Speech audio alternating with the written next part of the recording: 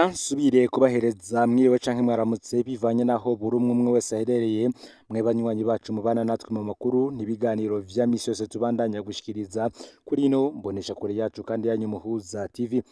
Uyu ni umwanya tugiye kubagezako amakuru y'ibiriko biravugwa bigezweko ngaha mu gihugu c'u Burundi, akaba ari amakuru tuzogaruka nini ku biriko biravugwa mu gisata ca politike be n'igisata c'imigenderanire n'ayandi makungu.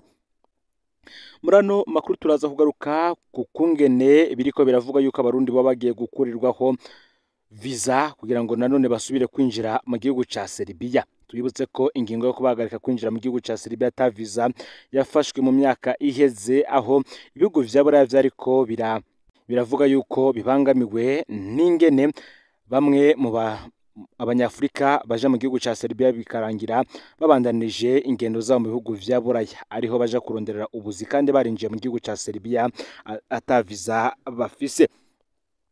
Rero aho benshi baboneye umupfasoni wa perezida wa Serbia Tamara Visic aje mu nama itunganywa buri mwaka na Njena Ndayishimiye, umupfasoni wa perezida Evariste Ndayishimiye icizere cyaraduze rwose ko ashobora kuba bazaniye agakuru keza. Muti rero ibiri mwaha vyose bimeze bite nijo tugira tuze tugaruke ko ndagwaye kazi rero aho uherereye hose mwe mubana natwe makuru atandukanye muherere ngaha mu gihugu c'u Burundi mu ntara zigize ubumanuko, uburaruko, ubuseruko ndetse n'uburengero, kandi none n'abadukurikirana baherereye mu bindi bice vyose bigize iyi si mwese ndabahaye kaze muri ano makuru. Imbere yuko tubageza ko ivy'inkuru irabana n'urugendo rw'umutambukanyi w'umukuru w'igihugu ca Serbia ngaha mu gihugu c'u Burundi ndetse n'ivyo bavyarayazwe ko hagati y'abapfasoni babiri iyo Njena Ndayishimiye ndetse na Tamara Visic, reka manze mbabwire yuko umuhinga wa ONU Gaeta Fortune Zongo ava muri Burkina Faso yongejwe ikiringo c'umwaka co gukurikirana uko agateka kazina muntu kifashe ngaha mu gihugu c'u Burundi. Bamwe bati nkuko ivyama bigenda buri mwaka kuva mu mwaka w'ibihumbi 2015 leta y'u Burundi n'amashirahamwe arimo kwayo ntaco batakoze ngo uyu muhinga akurweho, maze leta ibandanye gukora amabi ku banyagihugu atacamira. Kongera rero ikiringo umuhinga wa ONU akurikirana ibibera mu Burundi ngo ni ikimenyetso cerekana ko amakunga bizi ko agateka kazina muntu kabangamiye rwose mu gihugu, aho kuza abantu ivyumviro vyabo, gupfungira abantu busa, kunyuruza abantu bakaburwa irengero, kugandagura abantu, kubuza politiki kubuza abarundi umwidegenje mu vya politike bandanya kwimonogoza. Uko rero twegereza amatora y'umwaka w'ibihumbi 2025 niko nibijanye n'agateka kazina muntu bitera biyangara. Bamwe bati ya Edeni bagoma baririmba ku miryango itari mike yahindutse umuriro udahera, aho abantu babura ababo banyurujwe bakaca banaterwa ubwoba ngo ntibahirahire ngo batabaze. Fyonde subscribe canke sabone rero niba utari washina ko kugira ngo tuzucikanwe nadushikiriza usangize ano makuru bagenza aho bari hose kugira ngo nabo baje baramubambere bashikirwa nabiriko biravugwa bigezwe ko ngaha mu gihugu c'u Burundi, hanze imbezi igihugu c'u Burundi ndetse no mu makungu ya kure. Mwese ndabaye kaze muri ano makuru.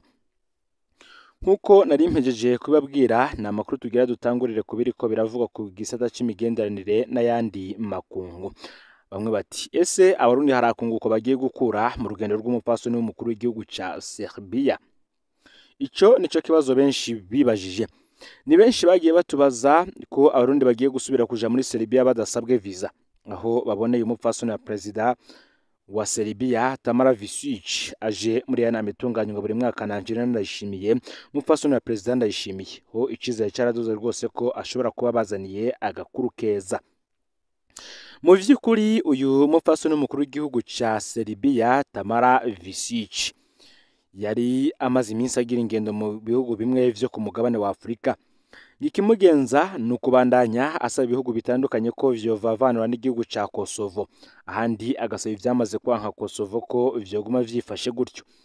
Imbere yo kuza mu Burundi, Tamara Visic yaciye mu gihugu ca Kenya, aho yagendeye ishure aratanga n'ingabire za tablet abanyeshuri bakoresha, yongera atanga ibahasha ringana hafi n'umuriyaridi w'amarundi.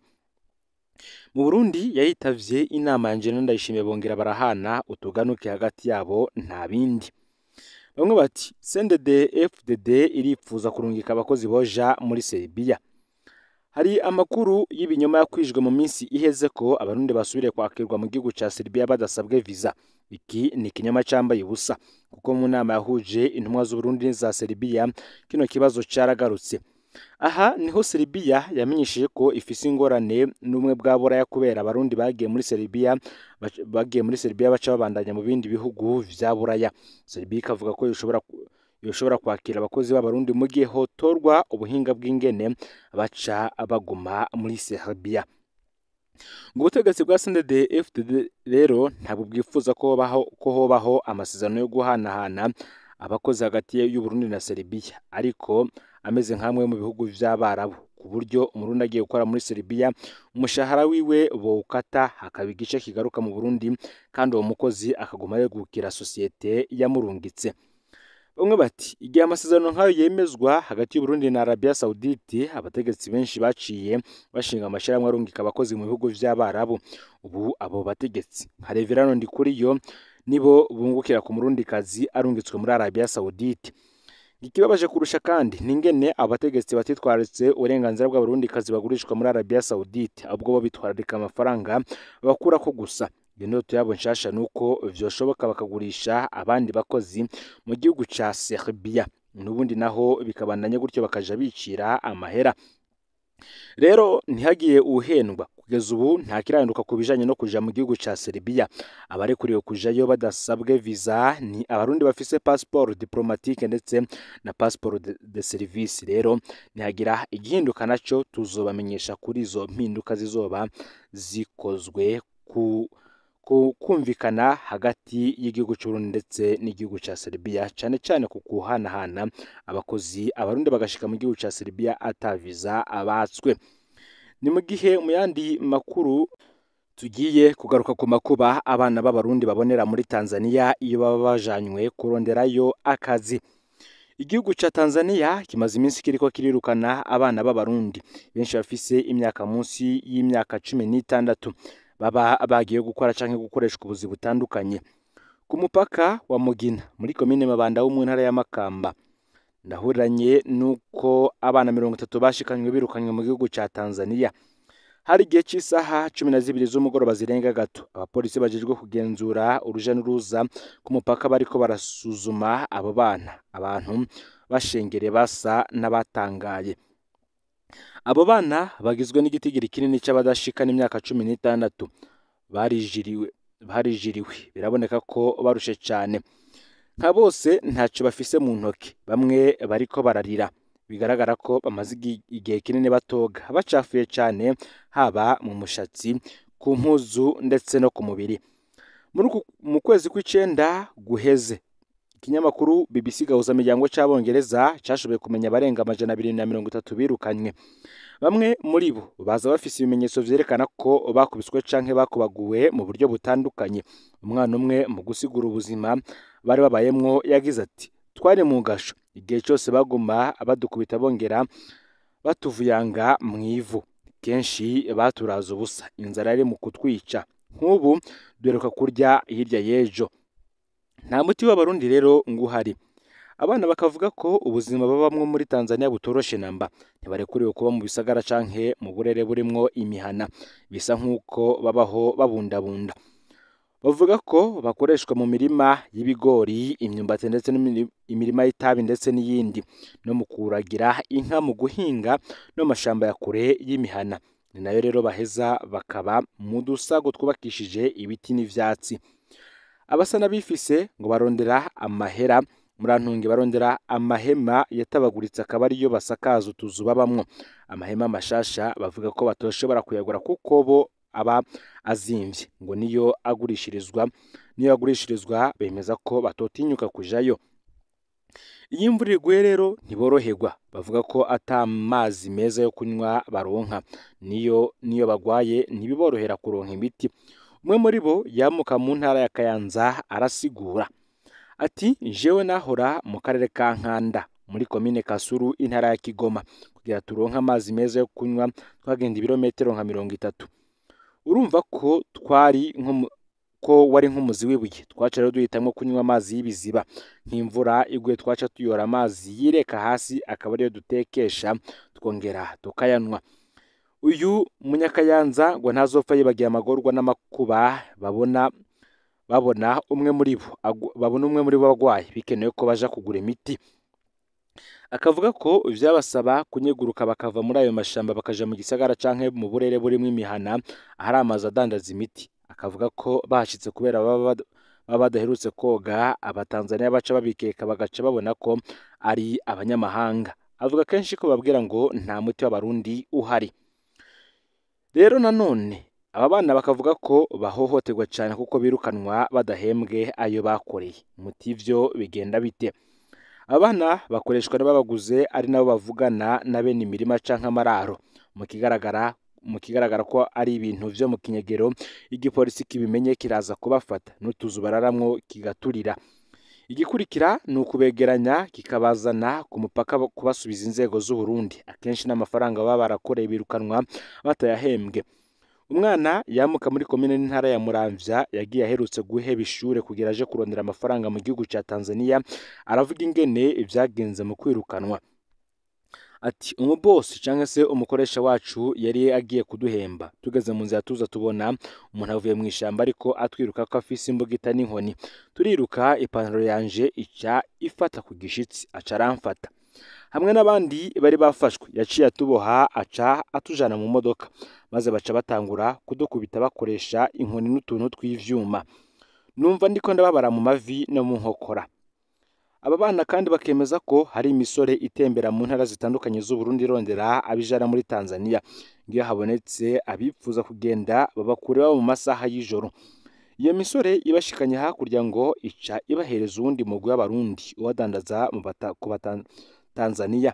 Abo nabo bakaja kubakoresha mu mirima no mu bikorwa vyo kuragira inka. Amakuru itorokanizo ry'abongereza BBC gahuza miryango yashoboye gutohoza irya nino yerekana ko iyo misore ibikuramwo akarusho k'amafaranga. Ngakarorero abajana abana mu burere bwa Nkanda na Kitagata muri Kigoma barashobora kuronka nk'amadolari arenga 25 y'amafaranga y'amarundi. Mu mafaranga y'amarundi akaba arenga amafaranga 150 ku isoko rya Magendo muri iki gihe ku mwana umwe bajanye udashizemwo IT karihwa n'abana ubwabo. Nico gituma rero ngo ababikora bagwana barondera kujana abana benshi bashoboka atano kwitaho ingene bazobaho mu gihugu ca Tanzania. Iyo misore rero mu kurondera abana ijana muri Tanzania ikoresha uruyeri. Nk'umwe mu bana babitangaje avuga ko ibereka ko bazoronka amatelefone meza Android, ko bazogura amakinga, amaradiyo, ivyuma bitanga umuyaga nkuba w'izuba ndetse n'ibindi. Mu kubajana rero bava mu Burundi ari mwijoro kugira buce barenze mu burere abo bana bazwi. Umwana umwe agira ati twamaze iminsi 2 tugenda ijoro n'umurango. Mu gusohoka Burundi twasohokeye ku cambu kiri muri Sosumo, ishirahamwe rihingura isukari riri mu buseruko bw'u Burundi. Muri Tanzania twaca mu mashamba ateye ubwoba. Imwe mu mvo zituma biroha bakaja muri ayo mashamba bavuga ko ari ubukene burangwa mu miryango yabo.